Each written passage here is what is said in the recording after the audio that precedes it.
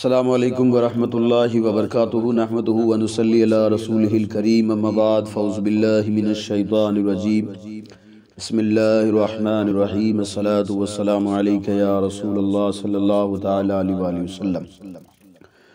मुअज़्ज़ज़ सामिन किराम, आप सभी का खैर मक़दम है हमारे यूट्यूब चैनल रज़वी वॉइस पर। आप सबको मालूम होगा कि मैंने परसों एक वीडियो अपलोड किया था इसी चैनल पर। मेरे पास किसी एक भाई ने भेजा था, एक जैन समाज के कोई धर्म गुरु है जिनको आर्य बोले जाता है, आर्य जी बोला जाता है, आचार्य जी माफ़ कीजिएगा। उनका एक वीडियो है 40 मिनट का लगातार। उसमें उन्होंने बिल्कुल कुर्बानी पर वो पूरा वाक़या है और पूरा का पूरा उनका जो 40 मिनट का पूरा बयान है वो कुर्बानी पर है। और उन्होंने स्पष्ट तौर पर ये जो है हज़रत आदम अलैहिस्सलाम का एक वाक़या भी, जो कि उसमें भी वो भी वाक़या जो है शायद उन्होंने उनकी इल्म में नहीं था, या फिर जो जिस किताब से उन्होंने लिया था वो किताब भी शायद कोई ऐसे वैसे की किसी की लिखी हुई थी, जो आचार्य जी ने ऑन माइक वो पूरा वाक़या बयान कर दिया। मैंने उसका जवाब दे दिया। मैंने पिछले वीडियो में ये साबित किया था कुरान मजीद और हदीसों से कि कुर्बानी जो है इस्लाम में फ़र्ज नहीं बल्कि वाजिब है। ठीक है, आज मैं एक आचार्य जी का वीडियो लेकर आया हूँ। उस वीडियो को पहले आप देख लें। वीडियो को देखने के बाद आज हम बात करेंगे कुछ आचार्य जी की उन बातों का जिन बातों को मैंने सुना है, मुझे काफ़ी अच्छी भी लगी। और मैं फिर बात करूँगा कि दुनिया में सबसे पहले कुर्बानी किसने दी थी, कैसे जो है वाक़या क्या हुआ था, और इस पर भी बात करेंगे कि मेरे पास तारीख़ कुर्बानी नाम की किताब है। उस किताब में ये लिखा है कि जब से दुनिया बनी है तब से लेकर आज तक और क़यामत तक सारी कौमों में कुर्बानी रही है, चाहे उसका नाम अलग रहा हो। मैं इंशाअल्लाह तबारक तआला उस पर भी बात करूंगा। सबसे पहले हम आइए जो है आचार्य जी का इस वीडियो को हम देखें। मैं हाथ जोड़कर एक बात अर्ज़ कर देता हूं कि कई लोग ऐसे भी होते हैं, कई लोगों को सही तरीके से मालूम नहीं होता है। उनके पास जब गलत खबर पहुंच जाती है तो वो पढ़ लेते हैं, उनको लगता है कि शायद ये सही होगा, तो फिर वो स्टेज पर बोल देते हैं, जबकि फिर वो बात आखिर में गलत निकलती है। तो मैंने आचार्य जी के पास जो भी वीडियो पहुंचा शायद वो गलत भी होगा। जो इन्फॉर्मेशन उनको जो दी गई थी शायद वो गलत भी हो सकती है, उन्होंने सही तरीके से पढ़ा नहीं। तो मैं आचार्य जी की बारगाह में एक हाथ जोड़कर अर्ज़ कर रहा हूँ कि एक मरतबा आप जो है कुरान को तर्जुमे के साथ आप ज़रूर पढ़ें। अल्लाह के रसूल सल्लल्लाहु अलैहि वसल्लम की बातें, जिनको मैं हदीस कहता हूँ, हम सब हदीसें कहते हैं, उनको आप पढ़ें एक बार। अपने आप आपको समझ में आ जाएगा कि जो दीन इस्लाम में जो कुर्बानी का महत्व है, कुर्बानी का महत्व क्या है, और दीन इस्लाम में कुर्बानी फ़र्ज नहीं बल्कि वाजिब है। ठीक है, तो सबसे पहले हम आचार्य जी का वीडियो देख लेते हैं। वीडियो क्या है, मैं वो वीडियो आपको दिखाता हूं और दिखाने के बाद इंशाअल्लाह तबारक तआला आपको अच्छी तरीके से समझाऊंगा मैं, और वो भी बड़े प्यार से पूरे सबूत के साथ। तो आप बने रहिए मेरे साथ।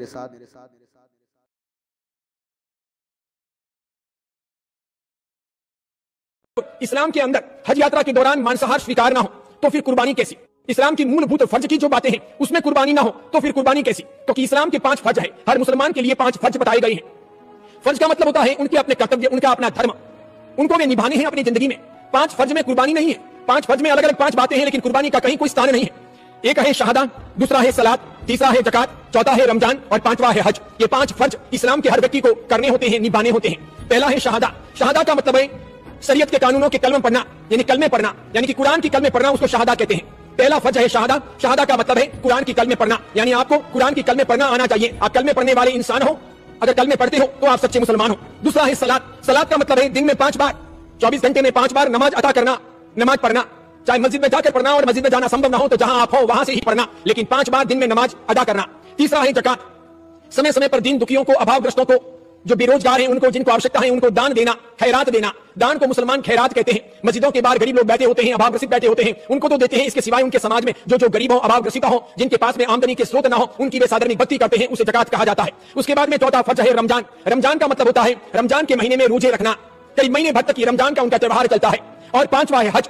हर मुसलमान को जिंदगी में एक बार, सुख से दुख से ही सही, जैसे तैसे भी जोड़ तोड़ करके ये तमन्ना रखनी चाहिए कि मैं मक्का मदीना की विधि पूर्वक हज यात्रा करूं। तो हर मुसलमान को पहले शहादा, फिर सलात, फिर ज़कात, फिर रमजान और फिर हज, ये 5 फर्ज निभाने होते हैं। देखने काबिल बात है 5 फर्जों में कुर्बानी नहीं है, यानी कुर्बानी देना मुसलमान के लिए फर्जियात नहीं है, आवश्यक नहीं है। इसे छोड़ा जा सकता है, इसे बख्शा जा सकता है, इसे बंद किया जा सकता है। इसके बजाय मिठाई खाकर के भी ईद मनाई जा सकती है। या एक दूसरे से गले मिलकर के एक दूसरे को सुंदर तरीके से साधुवाद देकर के अपने धर्म को आगे बढ़ाया जा सकता है। एक प्रेम का, भक्ति का, मैत्री का स्रोत बढ़ाया जा सकता है। एक करुणामय संसार की निर्मित की जा सकती है। एक बहुत बड़े पत्रकार हैं, नाम है यूसुफ अंसारी। ये मुसलमान है, ये हिंदू नहीं है, ये जैन भी नहीं है। कुछ वर्षों पहले इस पत्रकार महोदय ने, यूसुफ अंसारी ने एक सर्वेक्षण किया था कि कुछ वर्षों पहले भारत में जब ईद मनाई गई, बकरी ईद का आयोजन किया गया, तो छोटे मोटे तौर पर लगभग 2 करोड़ बकरों को काटा गया। एक दिन में 2 करोड़ को हलाल किया गया। किस धार्मिक मान्यता के आधार पर हम करते जा रहे हैं, सब कुछ उजाड़ते जा रहे हैं, जबकि मांसाहार हमारी प्रकृति में नहीं, हमारी परंपरा में नहीं, हमारे धर्म में नहीं। ये हमारे लिए, मनुष्य के लिए उचित भी नहीं, ये पाचन तंत्र के लिए भी उपयुक्त नहीं, ये स्वास्थ्य कारक नहीं, हानिकारक है। विटामिन, प्रोटीन, कैलोरी इत्यादि की दृष्टि से भी मांसाहार करना आवश्यक नहीं। शाकाहार में पर्याप्त मात्रा में लोह तत्व है, पोषक तत्व है, फाइबर से, विटामिन से, प्रोटीन से सब कुछ मिलता है। फिर भी गतानुगतिक एक परंपरा पकड़ दी गई। हजरत इब्राहिम ने अपने बेटे की कुर्बानी के बदले में जो उस बकरे जैसे प्राणी को काटा, उनके पीछे पीछे सभी लोग इस ईद के निमित्त बकरा ईद मना करके उन बकरों को हलाल करते हैं, गायों को काटते हैं, गौवंश का हलाल करते हैं और ऊंटों की बलि दे देते हैं। इस यूसुफ अंसारी ने कहा कि कुछ वर्षों पहले जब ईद मनाई गई, उस वर्ष का उन्होंने सर्वेक्षण किया कि छोटे मोटे तौर पर 2 करोड़ बकरे हलाल किए गए, काटे गए। और सामान्य तौर पर उस वर्ष मार्केट के अंदर, बकरा मार्केट के अंदर वे बकरे 10,000 रुपए औसत में बिके। यानी एक का मूल्य एवरेज में देखो तो 10,000 रुपए ठहरा। कोई बकरे तो 40,000, 50,000, 60,000 में बिके। ऑनलाइन भी बहुत बड़ी मात्रा में बकरों का खरीद फरोख्त का व्यापार हुआ और ऑनलाइन बिकने वाले बकरे तो 50,000, 60,000, 70,000, 90,000, लाख रुपए के थे। लेकिन सामान्य तौर पर एवरेज देखें, औसतन देखें तो 10,000 रुपए का एक बकरा था। यानी करीब 20,000 करोड़ रुपए के बकरे काटे गए एक दिन में। यूसुफ अंसारी लिखते हैं कि इनमें से आधे पैसों से भी 20,000 करोड़ रुपए जो बर्बाद किए गए, बकरों को काट करके जो समाप्त किए गए, मुसलमान की जेब से जो खर्च हुए, इसके बजाय अगर इसके आधे पैसे से भी गरीब मुसलमानों की हिफाजत अगर की जाती और उन गरीब मुसलमानों के रोजगार के लिए और उनकी शिक्षा के लिए, उनके स्वास्थ्य के लिए अगर इंतजाम किया जाता, तो इस्लामिक समाज की, भारत के मुसलमानों की कुछ और ही सूरत होती, उनका बहुत भला होता। बार बार उनको सरकार के सामने मुंह ताक करके खड़ा नहीं रहना पड़ता, सरकार से भीख नहीं मांगनी पड़ती, छोटी मोटी सुविधाओं के लिए तरसना नहीं पड़ता। स्वयं मुसलमान अपने पैसों से अपनी जाति का भला कर सकता था। 20,000 करोड़ रुपए के एक दिन में बकरे काटने के बजाय 10,000 करोड़ रुपए भी अगर इस्लामिक समाज के, अपने खुद के समाज के उत्थान के लिए, शिक्षा के लिए, चिकित्सा के लिए, बेरोजगारों को रोजगार मुहैया कराने के लिए भी खर्च कर दिए होते तो बहुत भला होता। चूंकि जैन होने के नाते मैं ये बोलूं तो मुसलमानों को नागवार गुजरेगा, कोई हिंदू सन्यासी बोले तब तो बहुत बुरा लगेगा। लेकिन ये बात तो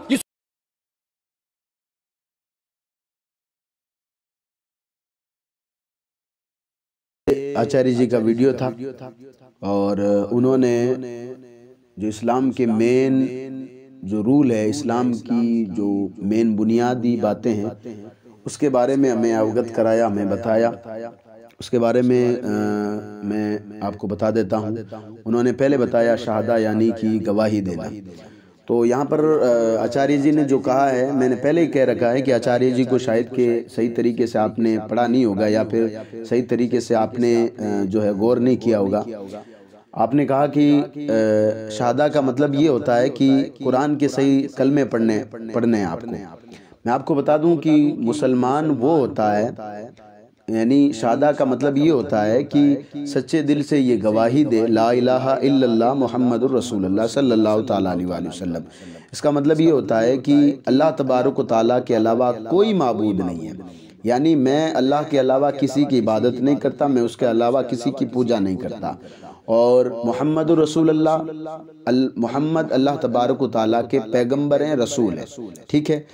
अब अगर ये कोई बंदा सच्चे दिल से अगर इकरार कर लेता है, तो अगर उसको कुरान मजीद के कलमे यानी कुरान मजीद अगर उसको पढ़नी नहीं आती है, तो ऐसा नहीं है कि वो मुसलमान नहीं है। बहुत सारे ऐसे लोग हैं, मुसलमान हैं, लेकिन उनको कुरान पढ़ना नहीं आता है। लेकिन क्योंकि जिसको ईमान हम कहते हैं, ईमान रखने का मतलब यह है कि इस बंदा दिल से ये इकरार करे कि मैं जिस रब की इबादत करता हूँ वो एक है और मोहम्मद अरबी सल्लल्लाहु ताला अलैहि वसल्लम अल्लाह के पैगंबर है। ठीक है।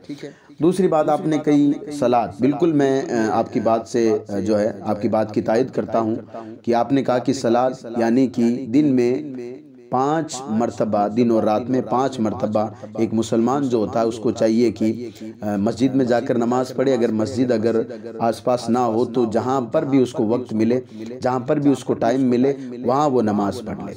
ये जो नमाज है वो फ़र्ज़ है। ठीक है। अगर बंदा इसको छोड़ता है तो गुनहगार है, अगर जानबूझकर छोड़ता तो और गुनहगार है, और अगर इनकार कर देता है तो वो दीन इस्लाम से खारिज हो जाता है। ये बात आप याद रखना, मसला भी यही है। तीसरा जो है आचार्य जी ने जो इस्लाम के बारे में हमें बताया वो ये है ज़कात।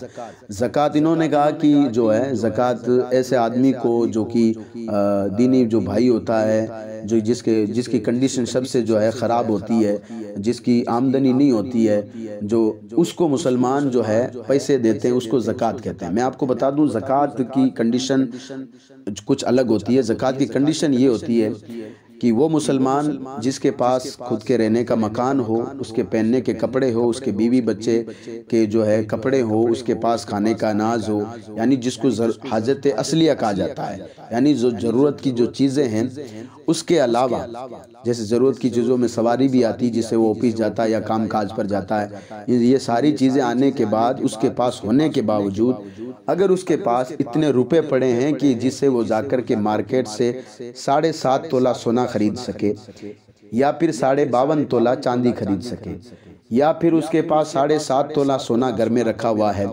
या फिर वो जो है 52.5 तोला चांदी रखी हुई है, दोनों में से एक ही बात कर रहा हूँ। ये नहीं है कि 7.5 तोला होना भी ज़रूरी है और 52.5 तोला चांदी होनी भी ज़रूरी है, या फिर दोनों मिला कर के, यानी थोड़ा सोना है थोड़ी चांदी है, अगर इन सबको अगर हम मिलाएं तो उसकी रकम 52 तोला चांदी तक अगर पहुंच जाती है, तो अब उस बंदे को चाहिए कि साल में एक मर्तबा जो है अपना जो माल है उसका 2.5% हिस्सा किसी ऐसे गरीब को, किसी ऐसे मोहताज को अपना माल 2.5% माल दे दे, जो कि सख्त उसको ज़रूरत हो, जिसको इस्लाम ने फ़कीर कहा है, शरई फ़कीर का, यानी जो शरीयत ने जिसको हकीकत में फ़कीर कहा है, उसको दे दें। बिल्कुल मैं आपकी बात से तायद करता हूँ, ये ज़कात है, ठीक है।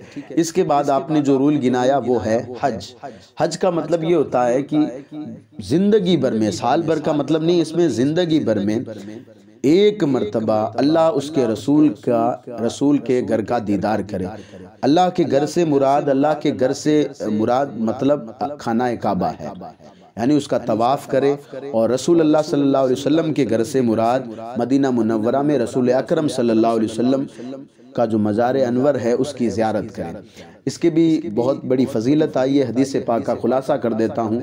अल्लाह के हबीब सल्लल्लाहु ताला अलैहि वसल्लम ने फरमाया, जब कोई बंदा हज करके वापस लौटता है तो वो ऐसे पाक हो जाता है जैसा कि अभी अपनी माँ की पेट से उसने जन्म लिया है, यानी वो गुनाहों से बरी हो जाता है। और जो मदीना मुनव्वरा में जहाँ पर आका करीम सल्लल्लाहु ताला अलैहि वसल्लम, यानी अल्लाह के आखिरी पैगंबर सल्लल्लाहु ताला अलैहि वसल्लम की जो है कब्र अनवर है, मज़ार मुक़द्दस है, अगर बंदा उसको देखता है, वहाँ से जब वापस लौटता है, तो अल्लाह के हबीब सल्लल्लाहु ताला अलैहि वसल्लम फरमाते हैं उसके लिए मेरी शफात, यानी कल क़यामत के दिन में रब तबारक व तआला की बारगाह में मैं उसके लिए सिफारिश करूँगा कि परवरदिगार मैं इसका सिफारिश बनकर आ गया हूँगा। तो आपने एक बात बड़ी खूबसूरत की कि चाहे वो गरीब हो चाहे कोई भी हो, उसको दिल में तमन्ना ये रखनी चाहिए कि किसी भी तरीके से मैं अल्लाह उसके रसूल का घर देख लूँ। ठीक है, बहुत खूबसूरत आपने बात बताई। सिर्फ आपने एक ही बात कही जिसमें थोड़ा सा आप जो है थोड़ा सा उल्टा चले गए, वो ये था कि शहादा यानी कुरान के कलमा उसको पढ़ना आना चाहिए, जबकि ये नहीं है। कल शहादा का मतलब ये है कि दिल से वो इकरार कर ले, दिल में ईमान रख ले कि मेरा माबूद सिर्फ एक है और अल्लाह के आखिरी पैगंबर मोहम्मद अरबी सल्लल्लाहु ताला अलैहि वसल्लम अल्लाह के रसूल है। ठीक है, ये है 5 चीज़ें। अब आपने कहा कि इसमें कुर्बानी का कोई जिक्र ही नहीं है तो कुर्बानी को छोड़ा जा सकता है, तो मैं आपको बताऊं सिर्फ फ़र्ज से काम नहीं चलता जनाबे वाला। कुर्बानी जो है ना ये वाजिब है, वाजिब कुर्बानी वाजिब है। अब देखिए इस्लाम में बहुत सारी चीज़ें सुन्नत है, बहुत सारी चीज़ें जो है वो जो है नफिल भी है, बहुत सारी चीज़ें जो है काम करना वो है वाजिब भी है। मैं मिसाल दे दूं, आप जब इशा की नमाज जो पढ़ते हैं, यानी इस्लाम की जब 5वीं नमाज आप पढ़ते हैं, तो सूरज डूबने के बाद 1 घंटा बाद में या 1.5 घंटा बाद में या फिर उसके बाद में सुबह जब तक फजर का वक्त नहीं होता, यानी पहली नमाज का जब तक वक्त नहीं होता, उस नमाज का नाम है इशा की नमाज। उसमें सुन्नत की भी रकातें होती है, उसमें जो है फ़र्ज़ की भी रकातें होती है, उसमें नफिल की भी रकातें होती है, उसमें वाजिब की भी रकातें होती है। वाजिब की जो रकात होती है उसको वितर की नमाज कहा जाता है। ठीक है, अब मैं आपको यहाँ से, आपने कहा कि जो है हम जो है मिठाई खिलाकर भी हम इस बकरा ईद को मना सकते हैं। मैंने पिछले वीडियो में इस बात का खुलासा कर दिया था कि ये जो काम कुर्बानी के दिन जो अल्लाह तबारक व तआला को मैं जिसको रब मानता हूँ, आप कहते हैं कि हमारी संस्कृति, हमारा मज़हब, इन चीज़ों की, मैं आपके मज़हब की बात नहीं कर रहा हूँ, मैं अपने मज़हब की बात कर रहा हूँ। बिल्कुल आपने ठीक कहा, आपके मज़हब में शायद ये नहीं होगा, मैं अपने मज़हब की बात कर रहा हूँ। मेरा मज़हब कहता है कि कुर्बानी के दिन जो पैसा कुर्बानी के लिए खर्च किया जाता है, अल्लाह तबारक व तआला को सबसे ज़्यादा पसंद वही है। फिर आपने एक आगे बात कही कि हज़रत इब्राहीम ने क्या शुरू कर दिया, सारे लोग उनके पीछे हो गए और आज तक की कुर्बानियाँ चलती आ रही है। तो मैं आपको बता दूं, मैंने पिछले वीडियो में हदीस बयान की थी जो इब्ने माजा की है और फिर से बयान कर रहा हूँ मैं, जिसके रावी हज़रत ज़ैद बिन अरकम रज़ी अल्लाह तआला अन्हु बयान करते हैं। कुछ लोगों ने पूछा था, या रसूलल्लाह ये कुर्बानी क्या है? तो अल्लाह के रसूल ने फरमाया, ये तुम्हारे बाप हज़रत इब्राहीम की सुन्नत है। तो अर्ज़ की, या रसूलल्लाह जब हम इस कुर्बानी को करेंगे तो हमें इसके बदले में क्या मिलेगा? अल्लाह के रसूल सल्लल्लाहु तआला अलैहि वसल्लम ने फरमाया, जब तुम अल्लाह के नाम पर जानवर ज़िबा करते हो तो उस जानवर तुम ज़िबा करते हो उसके हर बाल के बदले में तुम्हें अल्लाह नेकी अता करता है। ठीक है, यानी इससे ये तो साबित हो गया कि जो ये कुर्बानी की जो हमारा जो त्योहार है, यानी जिसको ईद कुर्बानी कहा जाता है, ये सिर्फ मिठाई से नहीं, हम प्यार और मोहब्बत तो हमेशा हमारे हर एक त्यौहार में रहता है। साहब, कौन सा ऐसा त्यौहार है जिसमें प्यार मोहब्बत नहीं रहता? जो जितने भी कौमें हम हिंदुस्तान में रहती है, और ये अल्लाह तबारक व तआला का बहुत बड़ा करम है। कुछ लोगों के फितनों की वजह से जो है हम थोड़े से दूर हुए, वरना तो हम सब लोग मिलकर रहने वाले थे। यही हमारा सारा जो मिलने वाला था। हमने 200 साल राज करने वाले अंग्रेज़ों की कद कमर तोड़ दी थी। वही मुसलमान थे, शरीयत के हिसाब से वो चलते थे। वही जो है ब्राह्मण थे, वो अपने धर्म के हिसाब से चलते थे।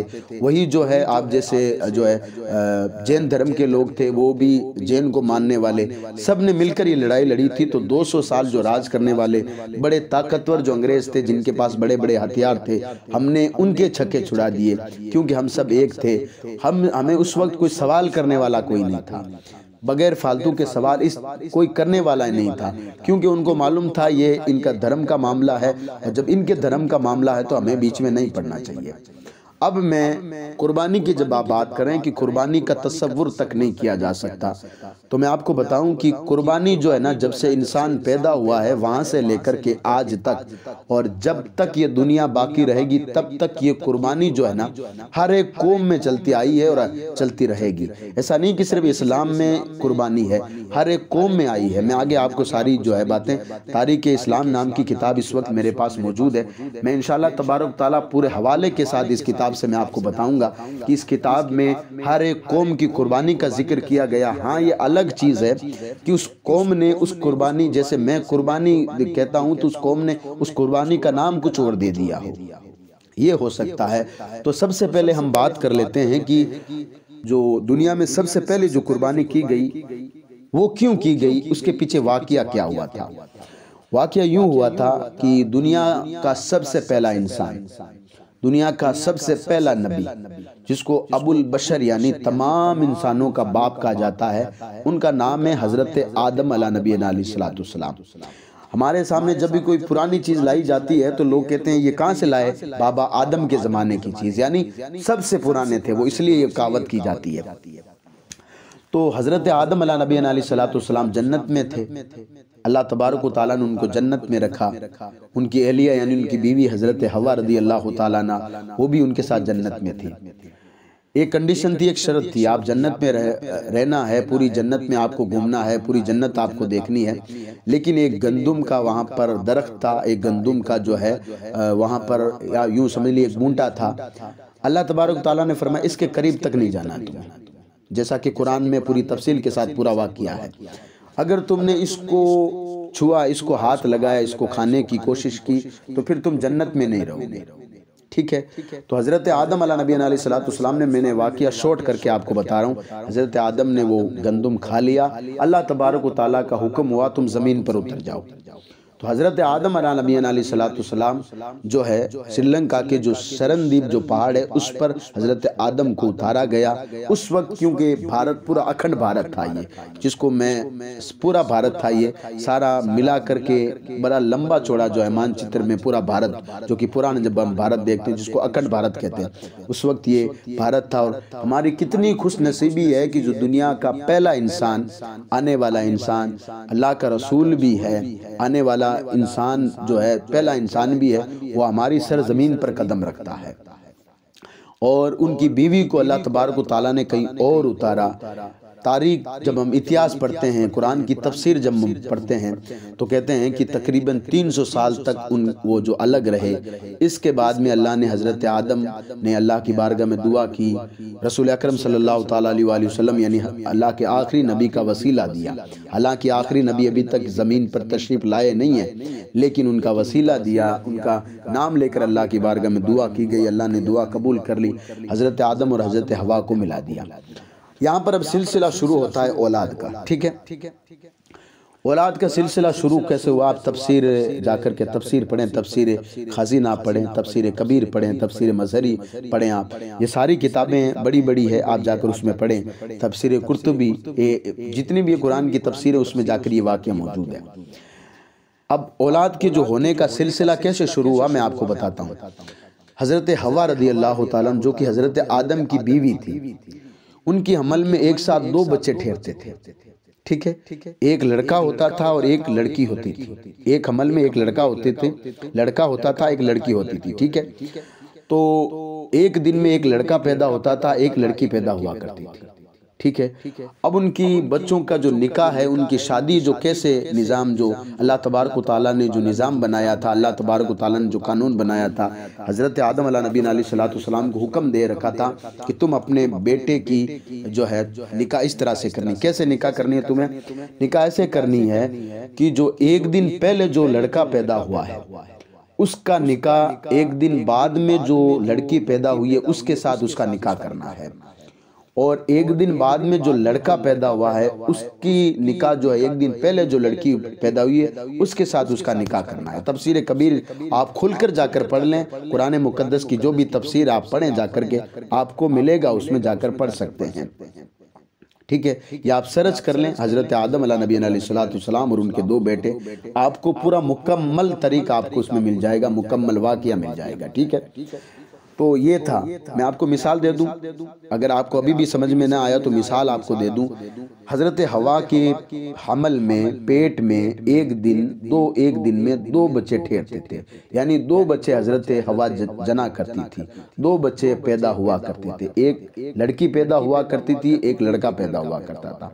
ठीक है, तो अब मैं मिसाल देता हूँ आपको कि अगर शनिचर के दिन जो लड़का लड़की पैदा हुए हैं तो और दूसरे दिन संडे को यानी इतवार को एक लड़का और एक लड़की पैदा हुए हैं। ठीक है, तो अब अल्लाह तबारक व तआला ने हुक्म ये दे रखा था कि हज़रत आदम तुम अपने बेटे की निकाह तुम्हें इस तरह से करनी है कि जो शनिचर के दिन जो लड़का पैदा हुआ है उसका निकाह जो तुम्हें इतवार के दिन जो लड़की पैदा हुई उसके साथ निकाह करना है, और जो इतवार के दिन जो लड़का पैदा हुआ उसका निकाह शनिचर के दिन जो लड़की पैदा हुई है उसके साथ तुम्हें निकाह करना है। ठीक है, ये मामला था। तो हज़रत आदम अलैहिस्सलाम के 2 बेटे थे जिनका नाम था हज़रत हाबिल और दूसरे का नाम था काबिल। ठीक है, अब जो काबिल के साथ जो लड़की पैदा हुई थी उसका नाम था अकलीमा। ये तफसीर मैं बता रहा हूँ आपको, अकलीमा नाम की लड़की थी। अब कुदरत का निज़ाम ये था, अल्लाह ने हज़रत आदम को हुक्म यही दे रखा था कि एक दिन का बच्चा और दूसरे दिन की बच्ची, दूसरे दिन का बच्चा और एक दिन की बच्ची, इनके साथ इस तरह से निकाह करना है। लेकिन जो हाबिल था ना, उसने कहा कि मैं तो निकाह उस लड़की से ही करूंगा जो कि मेरे साथ पैदा हुई है। इसकी वजह यह थी कि जब आप तफसीर पढ़ोगे तो जो अकलीमा नाम की जो लड़की थी जिस पर काबिल मर मिट चुका था, वो बड़ी खूबसूरत थी। उसकी आंखें जो है नीली आंखें थी और उसका चेहरा जो है चांद से ज़्यादा चमकता था। आप जब तफसीर में जाकर पढ़ोगे तो जो उस लड़की के औसाफ बताए गए, यानी अकलीमा जो कि काबिल के साथ पैदा हुई थी, इसलिए काबिल चाहता था कि मैं तो इसी के साथ निकाह करूँ। लेकिन अल्लाह का हुक्म था कि अकलीमा का निकाह हाबिल के साथ हो, क्योंकि हाबिल दूसरे दिन पैदा हुआ था। तो हज़रत आदम ने अपने दोनों बेटों को बुला करके जब निकाह का दस्तूर समझाया, शादी का दस्तूर समझाया, तो जो काबिल नाम का जो लड़का था वो अकड़ कर खड़ा हो गया। उसने कहा नहीं नहीं, मैं ये कानून नहीं मानता हूँ, ना मैं आपकी बात मानता हूँ, ना अल्लाह की बात को मानता हूँ। मुझे तो अगर निकाह करनी है तो उसी लड़की के साथ निकाह करनी जो मेरे साथ पैदा हुई है। ठीक है। अब हज़रत आदम अलैहिस्सलाम ने जब रब की बारगाह में अर्ज़ की तो रब ने फरमाया, ए आदम, अपने बेटों से कहो कि वो अल्लाह की राह में कुर्बानी करें, अल्लाह की राह में कुर्बानी करें। तफसीर कबीर की बात कर रहा हूँ मैं, तफसीर जो है आप जाकर के कुर्तुबी पढ़ लें, मैं सारी जितनी भी कुरान की तफसीर है उनकी बात कर रहा हूँ। अब हज़रत आदम ने दोनों बेटों से कहा, तो क्योंकि हाबिल को पता था मैं हक पर हूँ, मैं अल्लाह तबारक व तआला की ज़ात को मानने वाला हूँ, हज़रत आदम का फर्माबरदार हूँ, हज़रत आदम की बात को मानने वाला हूँ, इसलिए मैं तो कुर्बानी करने को तैयार हूँ। लेकिन काबिल को मालूम था कि मुझे ना तो अल्लाह का हुक्म मानना है, ना हज़रत आदम का हुक्म मानना है। मैं कुर्बानी भी करूँ, अगर कबूल होगी या न होगी इसकी कोई गारंटी, लेकिन अगर कुर्बानी कबूल ना भी हुई ना तभी मैं अकलीमा से शादी करूंगा, यानी हज़रत आदम के खिलाफ मैं बगावत करूंगा। ठीक है। उस वक्त कुर्बानी का जो कबूल होने का, अब ये कैसे पता चले कि कुर्बानी कबूल हुई है कि नहीं हुई है? उस वक्त कुर्बानी तफसीर बताती कि उस वक्त कुर्बानी जो कबूल हुआ करती थी उसका निशान ये था कि वो जो है जानवर ज़िबा करने के बाद या कोई भी चीज़ वो जो अपनी कुर्बानी किया करते थे उसको ले जा कर के एक ऊंची जगह पहाड़ वगैरह पे रख दिया करते थे, और आसमान से एक आग आती थी, वो जिसकी कुर्बानी कबूल होती थी वो आग उसके गोश्त को जला कर के साथ ले जाया जाती थी या उसको जलाकर वहीं रख दिया करती थी। तो लोग समझते थे कि मेरी कुर्बानी कबूल हो गई है। ठीक है। तो दोनों ने अपनी अपनी कुर्बानियां वहां रखी। तो हज़रत हाबिल की कुर्बानी को अल्लाह तबारक व तआला ने कबूल कर लिया। जब हज़रत हाबिल की कुर्बानी को कबूल कर लिया तो काबिल को हसद होने लगा। काबिल जो है हज़रत हाबिल से जलने लगा। उसने कहा मैं तुझे मार डालूंगा, मैं तेरा खून कर डालूंगा, मैं तुझे कत्ल कर डालूंगा। तो हाबिल ने कहा कि देख, तू जो है बगैर फालतू मुझ पर गुस्सा कर रहा है, ये तो अल्लाह तबारक व तआला की तरफ से, और अल्लाह तबारक व तआला परहेजगारों की कुर्बानी को अपनी बारगाह में कबूल करता है। सीधी बात है। यहाँ तक कि उस काबिल ने हज़रत हाबिल को कत्ल कर दिया।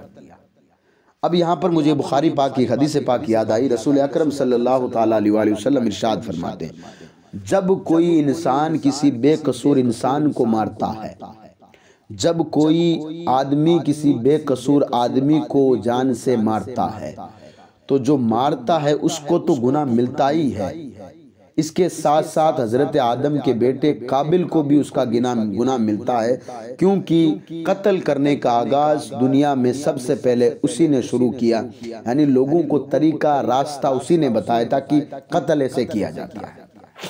समझ गया? अब इसका जिक्र ये नहीं है कि मैं सिर्फ तफसीर से बात कर रहा हूँ। अब मैं आपको बताऊंगा कुरान ने इस वाक़े को बयान कैसे किया।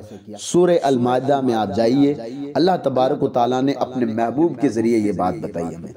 अब जब कुरान उठाओगे सूरह माइदा में अल्लाह ने अपने महबूब के ज़रिए ये उम्मत तक बात पहुँचाई। क्या है? ए महबूब, आप उन्हें आदम के दोनों बेटों की खबर ठीक ठीक पढ़ कर सुनाओ। यानी किसको सुनानी? हम लोगों को या उस जो सारी उम्मत है आने वाली क़यामत तक के लिए, ये मैसेज सारी उम्मत के लिए है। ठीक है ना?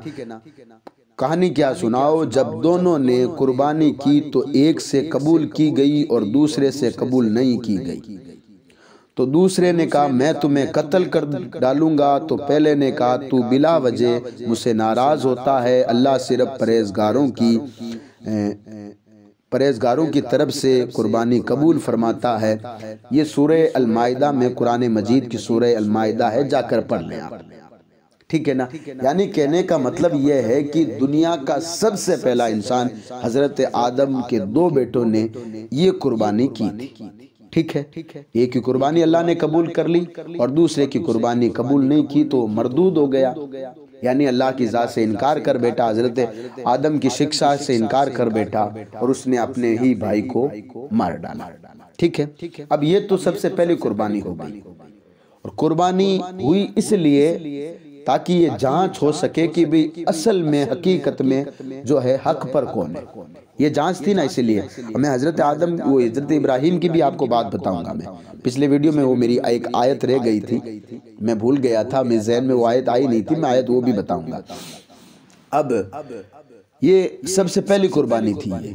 अगर दुनिया का कोई इंसान कहे कि ये कुर्बानी नहीं होती है और आप जो है कुर्बानी की जगह इतने लोगों को पैसे खर्च कर दो, एक आदमी अगर कहता, आपने कहा कि एक पत्रकार है वो मुसलमान है, अगर कोई हिंदू कहे तो मुसलमान बुरा मान लेते हैं, जैन अगर कहे तो बुरा मान लेते हैं, हम किसी का बुरा क्यों माने? बुरा हम किसी का नहीं मानते। अगर कोई हक कहता किसी की बुरा नहीं मानते साहब हम किसी को। लेकिन अगर कोई यूं ही झूठ घड़ कर के अगर कोई कहता है तो फिर बुरा मानना जरूरी है। आप सोच लीजिए, आपके मजहब पर अगर कोई झूठी बातें अगर कोई बनाता फिरे, आपको गुस्सा आएगा, आपको लगेगा कि मैं इस मजहब को अच्छी तरीके से लोगों के सामने पेश कर रहा हूँ, मेरा मजहब इन बातों की शिक्षा देता भी नहीं है, फिर भी अगर ये लोग मेरे मजहब को अगर बदनाम कर रहे हैं तो फिर मुझे बात करनी पड़ेगी ना, है। एक यूसुफ की बात, आप अंसारी की बात सुन रहे हैं, तो ये इंसाफ की बात नहीं है। पूरी उम्मत मुस्लिमा यानी जो रसूल अकरम सल्लल्लाहु अलैहि वसल्लम के फॉलोवर हैं, मुसलमान हैं, उनकी राय जानो। सारे लोग कुर्बानी करते हैं, सिर्फ इंडिया में नहीं पूरी दुनिया में कुर्बानी होती है। उनसे राय पूछो। हाँ, आप किताब पढ़ो, किताब में अगर आपको कहीं से शक होता है, अब यहाँ से अगर कहीं पे शक हो जाता है कि यहाँ पर भी किताब में तो कुर्बानी का जिक्र है नहीं, तब तो भाई हमें जो है सफाई भी देनी पड़ती, वो देनी पड़ती। कुरान खुला कह रहा है फसल्ली लिरब्बिका वन्हर, अपने रब के लिए नमाज पढ़ो और कुर्बानी करो। रसूल अकरम सल्लल्लाहु अलैहि वसल्लम की हदीसें भरी पड़ी है, रसूल अकरम सल्लल्लाहु अलैहि वसल्लम खुद कुर्बानी करते थे। तो फिर अब हमें तो शरीयत के हिसाब से चलना है ना, शरीयत के हिसाब से। तो पहली कुर्बानी ये हो गई। एक अंसारी के कहने से मैं कितने ऐसे बहुत सारे मज़ाहिब है जिनमें बहुत सारे लोग हैं अपने मज़ाहिब की बुराई करते फिरते, तो इसका मतलब ये थोड़ी हो जाएगा ना कि एक आदमी ने कह दिया कि ये जिस मज़हब को पहले मैं मानता था वो बुरा है, तो उस एक आदमी की बुनियाद पर मैं सारे मजहब को बुरा कह दूंगा। नहीं, ये लोग, इनका कोई मजहब भी नहीं होता है बेचारों का, ये तो सिर्फ दुनिया में वाहवाही बटोरने के लिए, अपने जो है इमेज बढ़ाने के लिए लोगों में कुछ भी बोल देते हैं। इनको पता भी नहीं रहता, ना इनका कोई धर्म होता है, कोई आतंकवादी हो, चाहे वो नशेड़ी हो या इस तरीके के जो लोग हो, इनका कोई धर्म नहीं होता है। अगर ये एक बोलते हैं तो फिर अगर करोड़ों अगर एक तरह बोलते हो तो फिर करोड़ों की बात सुनी जाए, एक आदमी की बात नहीं सुनी जाती है। आप आचार्य हैं, ये तो आपको अच्छी तरह से मालूम है, ठीक है। अब इसके बाद में मैं आता हूँ, मिस्र में कुर्बानी होती थी। मिस्र में कुर्बानी कैसे हुआ करती थी कि मिस्र में जो दरियाए नील, एक दरिया चलता है जिसको दरियाए नील, पूरी दुनिया उसको जानती है।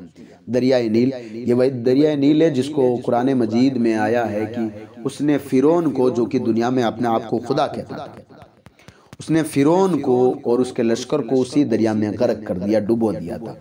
वो दरियाए नील साल भर में या 1.5 साल में या 2 साल में सूख कर बिल्कुल खुश्क हो जाया करता था। अब वो तब तक नहीं चलता था जब तक मिस्र के लोग कोई एक हसीन या खूबसूरत लड़की को ले जा कर के वहां पर उसकी बलि नहीं देते। ये तारीख के खुलफा में मौजूद है। मैं कभी कहीं से मैं झूठी बातें, हवा में बातें मैं कभी करता नहीं हूँ, ठीक है।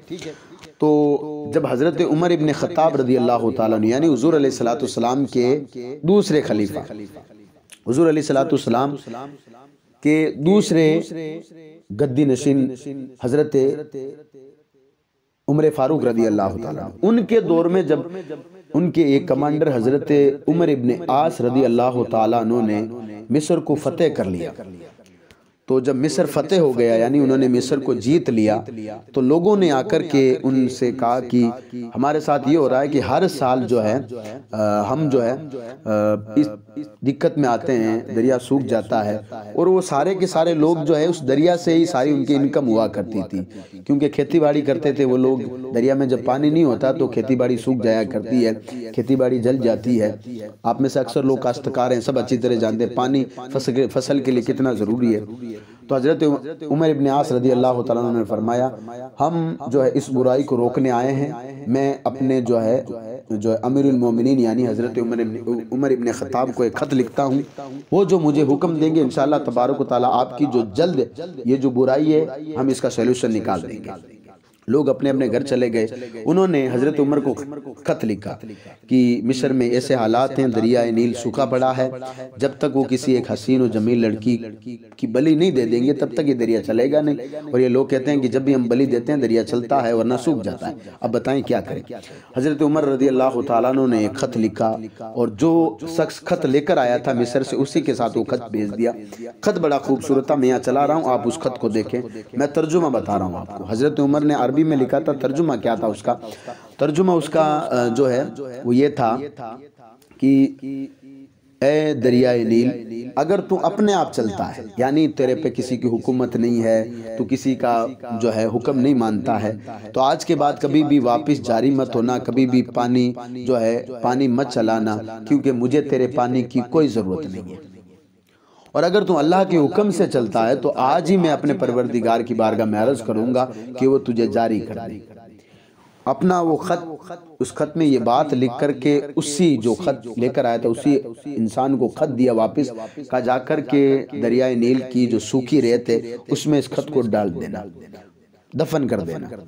हज़रत उमर का वो खत गया, तो जैसे ही खत डाला गया तो दरियाए नील जो अब तक सूखा था बिल्कुल रेत उड़ रही थी। हज़रत उमर का खत डाला गया, एक नहीं हज़ारों जो है दसों किताबों का मैं हवाला देने सबूत देने को तैयार हूँ। वो दरिया का पानी 16 हाथ ऊपर आ गया, 16 हाथ ऊपर आ गया। लोगों ने बड़ी खुशी जाहिर की कि अब तक हम कितनी बच्चों की जान दे चुके, अगर इससे पहले अगर हम जो है मदीने वाले आका से मिल लेते तो हमारी सारी की सारी परेशानी दूर हो जाती। यानी वहां पर कुर्बानी का तस्वुर था लेकिन लोगों ने उसको जो है रूप अलग दे दिया था। अब इसके बाद आइए चाइना में। चाइना हालांकि ऐसा नहीं है, बड़ी बहुत बड़ा एम्पायर पहले रह चुका है और इसमें जो है अगर कुर्बानी का अगर तस्वुर करें तो चाइना में अलग अलग कुर्बानियां दी जाती थी। अगर सबसे बड़ी अगर हम कुर्बानी अगर देखें तो वहाँ पर चाइना में जो लोग हुआ करते थे बड़े बड़े, जिनके जो कि थोड़े बहुत पैसे हुआ करते थे, तो वो एक अपना खुदा बनाकर बैठते थे। उनको लगता था कि हमारा, जब लगता था कि आज हमारा खुदा हमसे नाराज़ है, यानी जब किसी के घर में बच्ची पैदा हो जाती थी या जब किसी के घर में जो है किसी बच्चे का इंतकाल हो जाता था तो वो सोचते आज हमारा खुदा हमसे नाराज़ है, तो वो अपने पास कुछ कैदी बना के रखते थे दूसरे ममालिक के लोगों को। तो वो उन कैदियों को ला करके एक कैदी की गर्दन काट करके अपने जो खुदा के सामने उसकी बलि दिया करते थे। ये चाइना में होता था। मैं आपको पूरी जो है किताब जो कि तारीख कुर्बानी नाम की किताब है, मेरे पास PDF में भी मौजूद है, मैं जाकर आपको अगर जिसको भी चाहिए मैं देने को तैयार हूँ। उसमें पूरी दुनिया की तारीख लिखी हुई है कि कौन सी कौम ने कैसे कुर्बानी की। इसी तरीके से आप चलते जाइए चलते जाइए चलते जाइए। कोई भी मज़हब ऐसा नहीं रहा है, कोई भी कौम ऐसी नहीं रही है, कोई भी मुल्क ऐसा नहीं रहा है कि जिसने कुर्बानी ना की हो। हाँ, ये अलग चीज़ है कि जिस तरह से मुसलमान उसको कुर्बानी कहता है, लोगों ने उसके नाम अलग दे दिए हो। हर एक मज़हब में कुर्बानी रही है। अच्छा, अब इसके बाद में क्योंकि आचार्य जी का ये 40 मिनट का वीडियो है तो 40 मिनट की वीडियो में आचार्य जी ने कुछ बातें वो कही जो मुझे बड़ी पसंद आई और ये बातें लोगों तक पहुंचनी भी चाहिए। इन्होंने कहा कि कुछ लोग हैं जो कि अपनी रोटी सेकने के लिए कईयों का कत्ल करवा देते हैं, कईयों का खून करवा देते हैं। जो है हमारी संस्कृति ये नहीं है। वो आपने काफ़ी बातें कही, मैं इन बातों की तायद करता हूँ आपकी, लेकिन मैं आपको पहले बता देता हूँ। देखिए, जब आप मज़हब पर आते हैं ना तो मज़हब, जब मज़हब की बात आती है तो संस्कृति थोड़ी सी मज़हब के नीचे होनी चाहिए। इसके बाद आपने एक बात आगे कही थी जिससे मैं तायद नहीं करता, मैं इस बात को नहीं मानता, मैं अपनी बात कर रहा हूँ, बाकी लोग मानते होंगे ये अलग चीज़ है, मैं इस बात को नहीं मानता और मेरे हिसाब से शायद ये बात आप भी नहीं मानते होंगे। आपने कहा कि केरला वगैरह में तो जो है लोगों को जबरन पैसे दे करके जो है धीरे धीरे ईसाई और मुस्लिम बनाया जा रहा है। वो आदमी किस काम का जो कि चंद पैसों के लिए अपने मालिक को बदल देता हो, अपने रब को बदल देता हो, वो आदमी किस काम का यार। अगर एक मुसलमान है उसको कहें कि 15 लाख रुपए ले ले तू और अपने हकीकी रब को छोड़ दे, सच्चे रसूल को छोड़ दे, सच्चे कुरान को छोड़ दे, तो मैं समझता हूँ वो पहले ही मजहब पर नहीं था। इसी तरीके से अगर कोई दूसरा, अगर कोई मजहब का अगर किसी दूसरे मजहब में आए पैसे लेकर के, अगर अपनी मर्जी से अगर कोई दीन इस्लाम में अगर आता है, उसको अच्छी कोई अच्छाई लगती है तो वो एक अलग चीज़ है। फिर अगर दुनिया उसको बदनाम करने के लिए ये कहे कि यहाँ पैसे दिए जा रहे हैं, वो चीज़ अलग है। लेकिन पैसे लेकर के मैं समझता हूँ आज तक कोई ऐसा नहीं हुआ है। हालांकि अगर कोई पैसा लेकर अगर अपना जो है धर्म अगर परिवर्तन कर भी लेता है, या फिर वो जो है धर्म को एक्सेप्ट अगर पैसे लेकर कर भी लेता है, तो आप याद रखें कि आज मैं किसी को पैसे देकर अगर धर्म एक्सचेंज करवा रहा हूँ, तो कल वहाँ आप जाएंगे, आप कहेंगे कितने में, तो वो कहेगा 10,000 में मैंने अपना धर्म चेंज किया। आप उसको कहेंगे 20,000 ले, वो धर्म छोड़ दे, तो वो तो सिर्फ पैसे के लालच में बैठा है ना, तो वो तो कर देगा। बस कल मैं मुसलमान था, आज वापस मैं इस धर्म में आने को तैयार हूँ। तो ऐसे लोगों का कोई मजहब भी नहीं होता है। अब यहाँ पर आखिरी बात जो आपने कही थी कि सबसे ज्यादा जो है इस कामों में मुसलमानों का हाथ रहा है। मैं एक चीज आपको बता दूं, देखिए सर, मुसलमान ही सिर्फ नहीं, सारी कौम ऐसी, दुनिया में कोई भी ऐसी कौम नहीं है जो कि मीट मांस, जिसको आप गोश्त, सारी चीज आप कहें, नहीं खाती। मैं कह रहा हूं इससे अच्छा आप एक जो है नशे के बारे में बात करें। कच्ची शराब जो कि हजारों लोगों की जान ले चुकी है, हजारों बच्चों को यतीम कर चुकी है, हजारों सुहागन का सुहाग उजाड़ चुकी है। आप इस कच्ची शराब के बारे में गवर्नमेंट से बात करें। जो छोटे छोटे बच्चे हैं उनको महंगे महंगे नशों का शौक दिलाया जा रहा है आज। जब कल उनको छोड़ दिया जाएगा, फिर वो सड़कों पर गाड़ियां लूटेंगे, फिर वो कल बड़े बड़े डाकू बनेंगे। उनके बारे में आप बात करें। आप इतने बड़े आदमी हैं, मैंने आपके बहुत सारे वीडियो खंगाल कर देखे हैं। आप अच्छी अच्छी भाषा में बात करते हैं, लोगों को अच्छी अच्छी तालीम देते हैं, झूठ से लोगों को रोकते हैं। आप कहते हैं कि झूठ सबसे खतरनाक चीज़ है दुनिया में। अगर कोई इंसान को अगर कोई सबसे चीज़ रुला सकती है, बर्बाद कर सकती है, तो वो झूठ है। तो मैं एक चीज़ आपको कहता हूँ, मैं अल्हम्दुलिल्लाह मुसलमान हूँ। मैंने कुरान मजीद को पढ़ा है, अल्लाह के रसूल सल्लल्लाहु ताला अलैहि वसल्लम की हदीस मुबारक को पढ़ा है। मैंने दीन इस्लाम को जितना मुझसे हो सका, बिल्कुल छोटा इंसान हूँ मैं, ये तो मेरे उस्तादों का करम है और मेरे पीरो मुर्शिद का करम है कि मैं इस लायक हूँ कि आज यहाँ मैं बोल रहा हूँ, वरना मैं तो कुछ भी नहीं था। जहाँ तक मेरी नॉलेज है, मैंने जो दीन को पढ़ा है, वो दीन कहता है कि हर चीज का हक पहले उस दीन ने तयन कर दिया है। यानी उस दीन ने हर चीज का हक पहले रख दिया है। पड़ोसियों का हक मेरा दीन कहता है, पड़ोसी का हक ये है। माँ बाप का हक मेरा दीन कहता है, माँ बाप का बेटे को पहले कह दिया गया हक ये है। बीवी का हक शौहर को पहले कह दिया गया है, ये हक है। शौहर को पहले कह दिया गया है, बीवी का हक ये है। बाप को पहले ये कह दिया गया है, अपने बेटों का हक ये है। जिस वक्त तू बंटवारा करे ना, उस वक्त ये सारी चीजों की जो विरासत है ना, बराबर में तकसीम करना। मेरे दीन इस्लाम ने हम सबको पहले बता दिया है, और उसने सबसे पहले ये कहा है कि जो झूठ बोलता है, यानी लोगों के बारे में जो झूठी खबरें फैलाता है, अल्लाह, उसके रसूल और उसके फरिश्तों की लानत है।